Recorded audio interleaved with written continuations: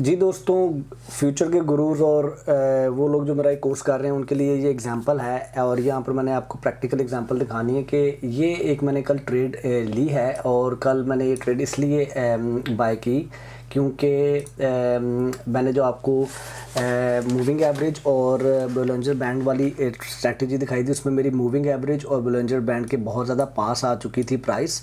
और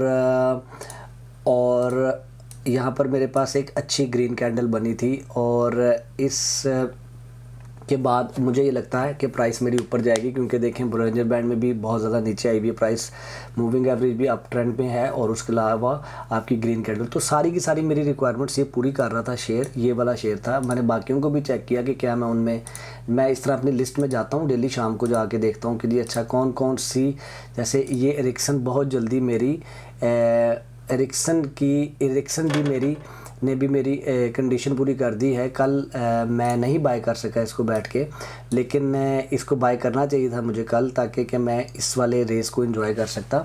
लेकिन मैं आपको आज इसकी एग्जांपल देने लगा हूँ। कल मैंने इसको बाय किया, जब मैंने इसको बाय किया तो मैंने इसको तकरीबन मुझे ये मिला है शेयर। हम जाते हैं जी अपने अवांजा के अकाउंट में, हम अपने अवांजा के अकाउंट में जाके देखते हैं कि हमने ये कितने का बाय किया है। हमने ये बाय किया है कल 129.80 का। तो हमने ये बाय किया है 129.80। कहाँ गया भाई चार्ट, 129.80 का।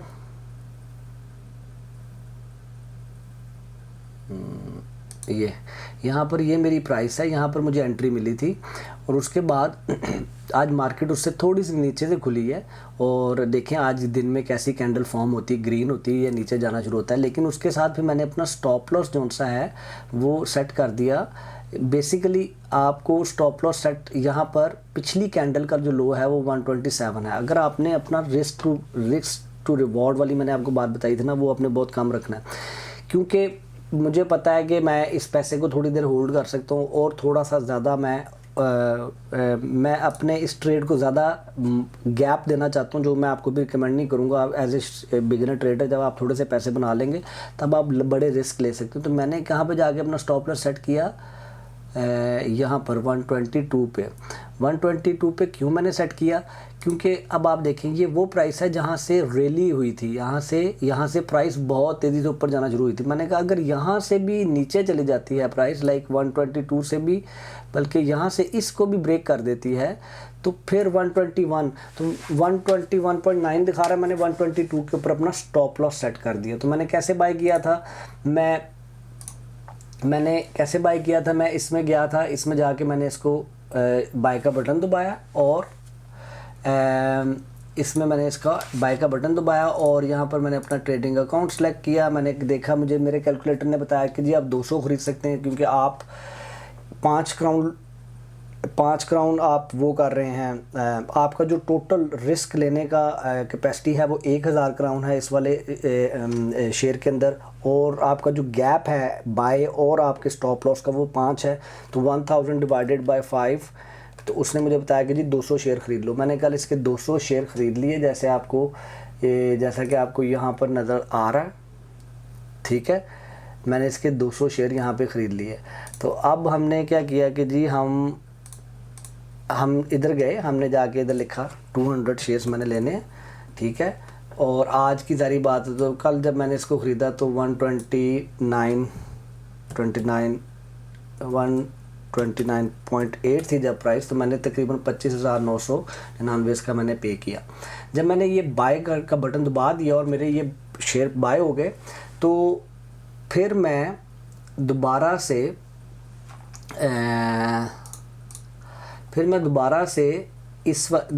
गया इस वाले पेज पे और मैंने एक और ऑर्डर लगाया सेल का, ठीक है, उसी वक्त अभी। और फिर इस वाले एडवांस में गया और यहाँ पर जाके मैंने स्टॉप लॉस को क्लिक किया, ठीक है। स्टॉप लॉस में जाके इधर मैंने इसको स्टैंडर्ड रहने दिया और मैंने कहा कि जी जब ये लोअर या इक्वल होगा किस प्राइस के, जो मेरा स्टॉप लॉस है वो क्या है 122 मेरे केस में। और यहाँ ऑर्डर की टाइप क्या होगी, सेल। कितने ऑर्डर आपने बेचने हैं, आपने कितने उठाए थे, 200 के 200 बेच दो। और ये कहता है ट्रिगर कब हो और किस प्राइस तक वो ट्रिगर रहे, 122 पे ही वो सेल कर दे और अगले 8 दिनों तक मेरे इस सेल ऑर्डर को एक्टिवेट रखे। तो हुआ क्या कि आप अगर जैसे ये नीचे आके देख सकते हैं कि मेरा ये ऑर्डर 122 में मैंने 200 शेयर्स ऑलरेडी मेरा ये ऑर्डर एक्टिव है। तो आपने इस तरह से ट्रेड करनी है कि आप अगर आप इधर चले जाते हैं तो मैंने दोनों ऑर्डर्स प्लेस कर दिए, बाय का भी लगा दिया ऑर्डर और सेल का भी ऑर्डर लगा दिया। तो सुबह को जब मार्केट आज खुली, नहीं कल ही ये तो मेरा बाय हो गया था, तो आज जब मार्केट खुली है तो इस वक्त ये इसने एक रेड कैंडल फॉर्म की थी, ये देखिए यहाँ तक नीचे गई है प्राइस, यहाँ तक नीचे गई है, वापस ऊपर जा रही है। अभी दिन चल रहा है, अभी शुरू है, अभी सुबह के 9:30 हुए हैं, ठीक है। अब होगा क्या कि ये मैंने टारगेट क्या लगाया, अच्छा टारगेट मैंने इसमें अपने आप को ओपन रखा है, लेकिन आपने टारगेट कैसे लगाना है, आपने टारगेट ये लगाना है कि जी आपका लेट से जो भी स्टॉप लॉस है वो आप कैलकुलेटर में क्या बताया था, ये देखिए कैलकुलेटर में चले जाते हैं, हम अपने कैलकुलेटर में चले जाते हैं। कैलकुलेटर में मेरी हाइट क्या थी जी कैंडल की, मैंने 129.8 लेट से, और मेरी लो क्या है जी कैंडल की, आपने जाके देखना है अपने, आपने लगानी है ये वाला, उसकी प्रीवियस कैंडल का लो वो 127.5 है, 127.5